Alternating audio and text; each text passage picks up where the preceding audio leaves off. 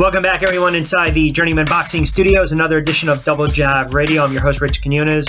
As always, follow us on journeymenboxing.com. You can follow me on Twitter, RichQ and we mentioned that there's a ton of updated female boxing content to look at on the site. We also mentioned that there's a huge fight coming up down in the D.C. area with Tori Nelson. We'll talk a little more about that later on in the broadcast, but we finally been able to track her down. She's been ducking me for a while, Amanda Serrano, and she's kind enough to join us for a couple moments on Double Jab Radio. And Amanda, good to catch up with you. How are things going?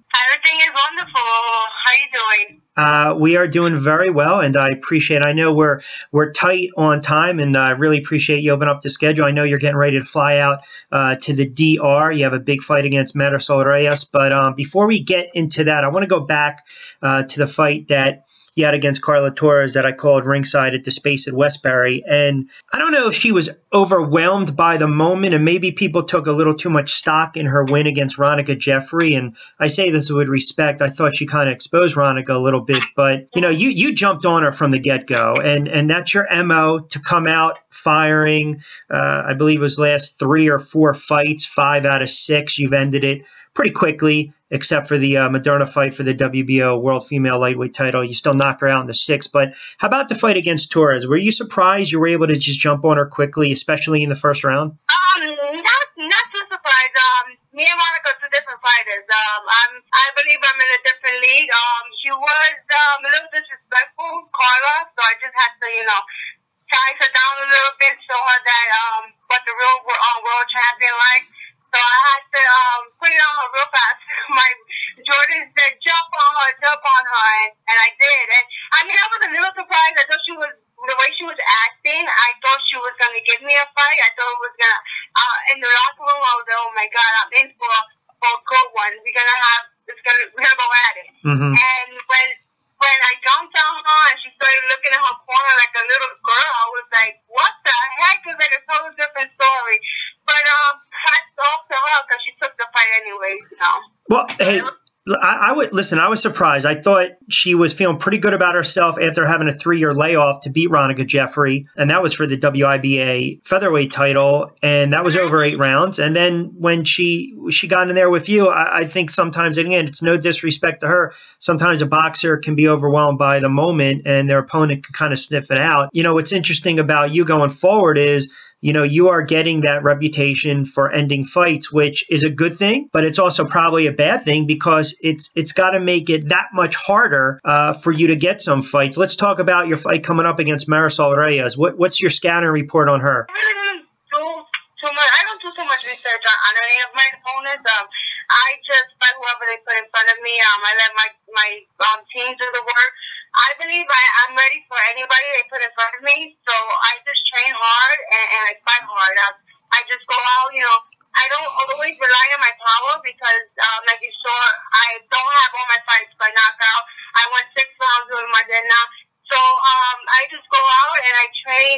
I hit the bag as hard as I can, and I box, so I do everything. And I just know she's a tough girl. She has a good record and comes to fight because that's what I like. I like when girls come to fight, so it's a lot easier for me. Again, a couple moments with the top-ranked super featherweight, not only in the U.S., in the world, Puerto Rico, Amanda Serrano, putting her 22-1 mark on the line against Marisol Reyes. That fight's in the DR, Dominican Republic. Now, again, the benefit to you is you've obviously fought in the DR before. You fought in Argentina. So a lot of times when you, quote unquote, go in someone's backyard or go on someone else's territory, you got to be wary of that. You give up a round or so to speak. So, I would venture to guess this is a fight you certainly don't want to put in the judges' hands, especially in the scorecards. Yes, of course not. I'm definitely gonna go out there and just give them like I do all my fights.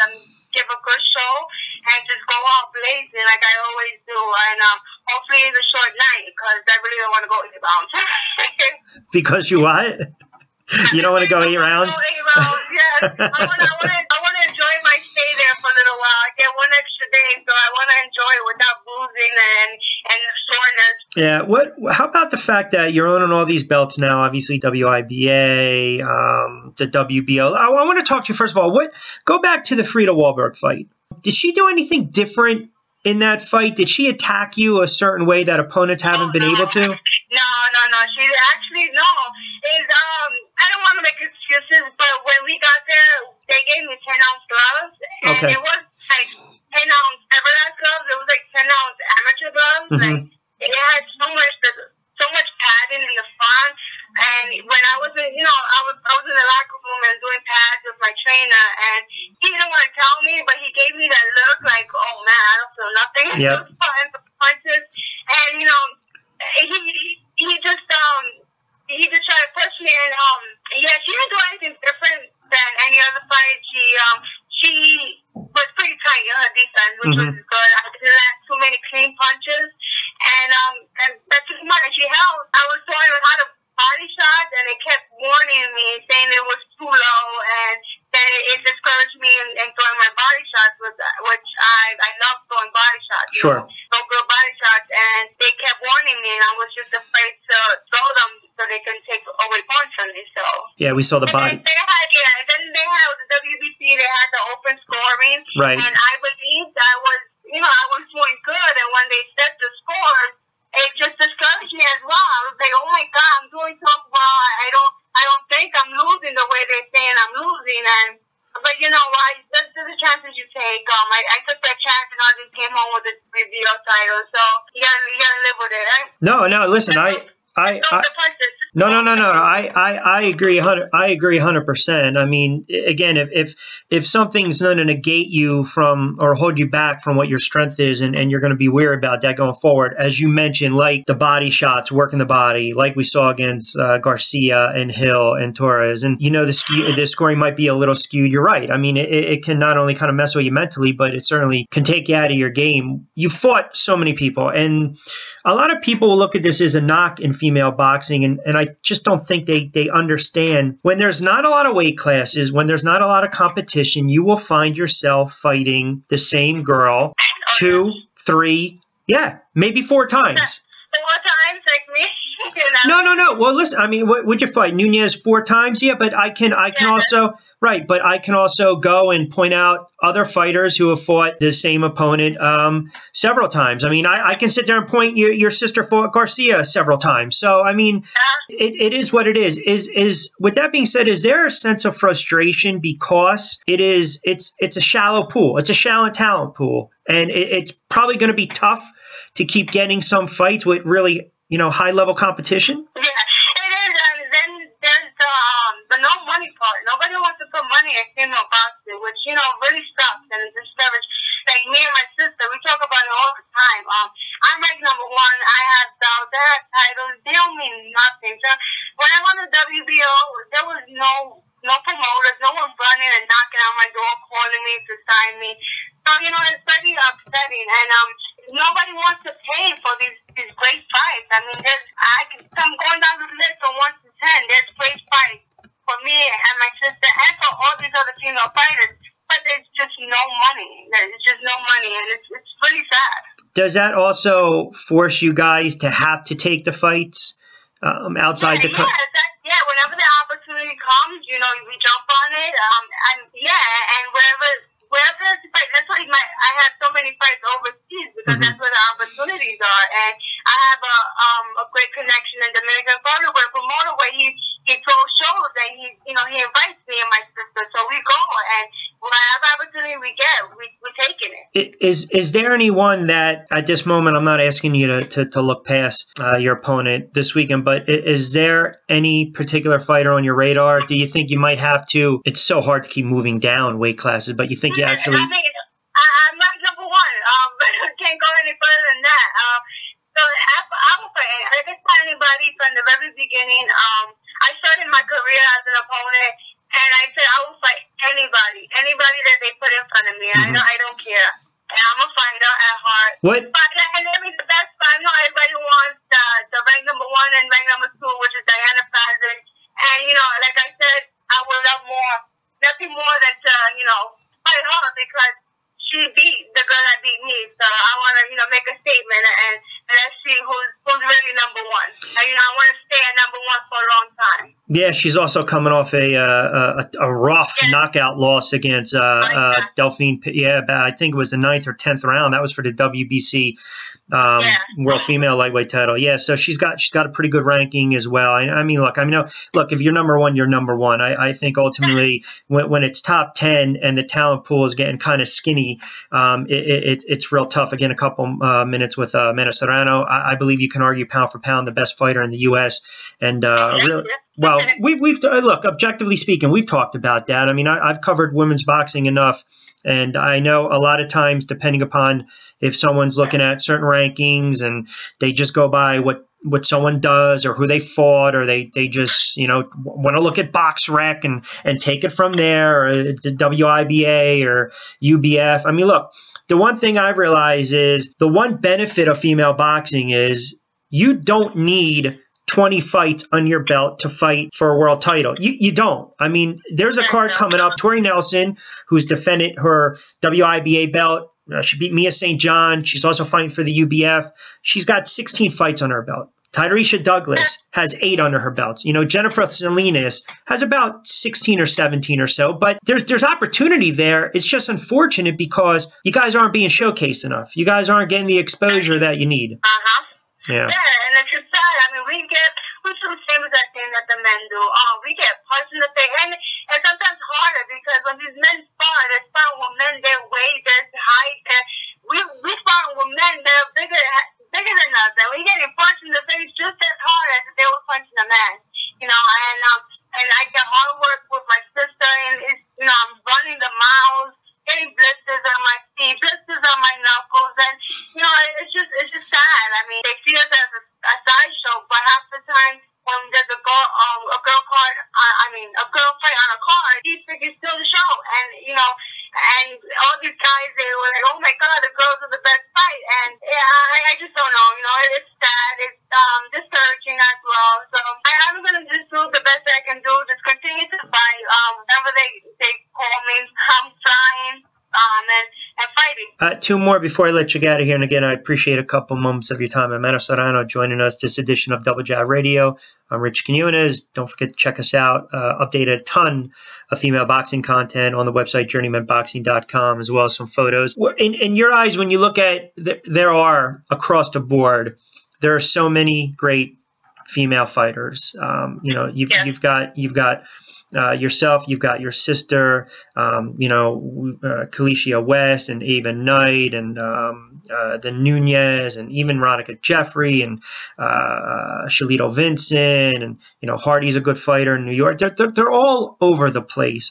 What do you think collectively as a unit you guys need to, and I'm just playing devil's advocate, collectively as a unit, you guys need to do more to self-promote and brand the sport, or is it just an issue where promoters and networks just need to kind of open up and look at what they have, look to see that you guys can put some seats in the venues and make them some money and make everyone happy? You know what? I don't think we can do any more than we're doing right now. We're doing enough. I think there's just no return for them, so they don't want to continue to put us on. And that's pretty much it. We do, like I said, we do the same thing that the men do, sometimes even better. Yeah, I'll tell you. I mean, if I had my pick in a litter, there are a couple potential matchups. We'll talk about it down the road that I like to see. Some of you and some of these girls in the ring. But before I let you get out of here, how about the fact that you and your sister are so successful? I mean, is there a level of competition between you two? It seems it's very supportive, but the fact that you've both been successful in the ring, and I know people have joked, oh, you know what? Why don't they both fight each other? I mean, let's be realistic. Let's put yourselves in a no-win situation. I don't think the way you guys have a relationship, I probably don't see that happening, but you never know. But how about the fact that you and your sister have both been able to kind of share this ride and journey, and both have been very successful? Yeah, no, it's been a great journey. I'm in this journey because of her. She started off, I looked up to her as a young girl, teenage girl, and I decided to follow her footsteps. And look at the way it turned out for me. I'm blessed. I'm so grateful for her, for my team, for my trainer, for my manager, Jordan. It's all because of them. I'm where I'm at now. We bring the best out of each other. She pushes me when I don't want to be pushed, and I push her when she doesn't want to get pushed, and it's just the best, you know, training with her. There's always competitiveness with us, so that's why I think we're so tough in the ring and outside. But I won't say we won't. I mean, if the time comes and if we have to, for both title or something, she's ranked number 2 and I'm ranked number 1. I say I'm number 1.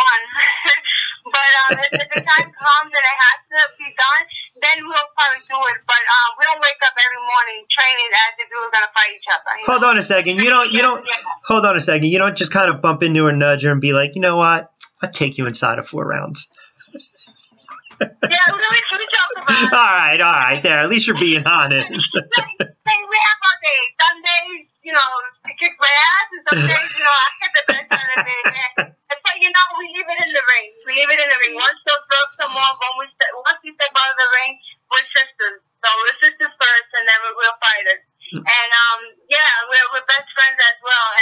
But everyone asks who you think will win, and of course I'm gonna say me, sure. And of course she's gonna say yeah. That's right. You know, sometimes we look at each other like, damn you. But it's never hatred between us. It's all, I guess, sisterly love, and so yeah, that's pretty much it. 26-year-old Southpaw Amanda Serrano from Brooklyn, New York, by way of Puerto Rico. Again, getting set to take on Marisol Reyes at the Dominican Republic, the DR, over the weekend. And before I let you get out of here, I always give the guys an opportunity, the fighters, to promote anything they're doing with social media for any of the fans out there listening online at journeymanboxing.com. So if you want to just promote anything you're doing on social media, the floor is yours. You can catch me on the Serrano Sisters on Instagram and Twitter. And you can follow us. We also have a magazine called Body and Style Magazine. So, you know, I will appreciate it if you guys, you know, look into it. We have our site going, and we have magazines ready to buy. So. The shameless plugs. I love it. See, you know what? That's good. That's how you sneak in those shameless plugs, and then all of a sudden, you know, the check has been cut, and you're good to go. Hey, I'm glad you stopped ducking me, and we got you on for a couple moments. Well, I'm doing the ring. I have to do it somewhere. Yeah, Hey, well, listen, the best of luck against Reyes, and hopefully we'll get you back on. And the best of luck to Cindy. I know she has a fight coming up.